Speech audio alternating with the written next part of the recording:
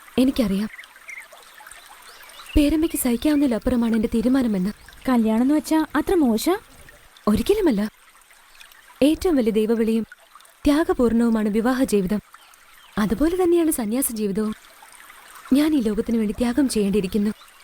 ബലിയാകണം എനിക്ക്. ബലിയോ? ലോകത്തിനു വേണ്ടി ബലിയാണോന്നോ? എന്ത് കാര്യത്തിന്? ലോകത്തിന്റെ പാട്ടിന് പോട്ടെ. നീ നിന്റെ ജീവിതത്തിന് തുണയ്ക്കുന്നേ? നിനക്ക് പറഞ്ഞാൽ മനസ്സിലാകില്ല. യേശുദേവൻ കുരിശിൽ മരിച്ചത് എനിക്കും നിനക്കും വേണ്ടിയാണ്. ആ സഹനമാണ് ഈ ലോകത്തെ നിലനിർത്തുന്നത്. ആ സ്നേഹത്തിൽ ലയിച്ചുകൊണ്ട് അവിടത്തോട് ചേർന്നുകൊണ്ടുള്ളൊരു സഹന ജീവിതം. സഹനം നീ ചോദിച്ചു വാങ്ങാൻ പോവാ? നിനക്ക് മനസ്സിലായി തുടങ്ങി. മറ്റുള്ളവരുടെ രോഗങ്ങളും ദുഃഖങ്ങളും മുഴുവനും നിനക്ക് കിട്ടും. ഞാനത് സഹിക്കും. അങ്ങനെ ഒരുപാട് പേര് രക്ഷപ്പെടും. എനിക്ക് വേണ്ടി എനിക്ക് ജീവിക്കണ്ട.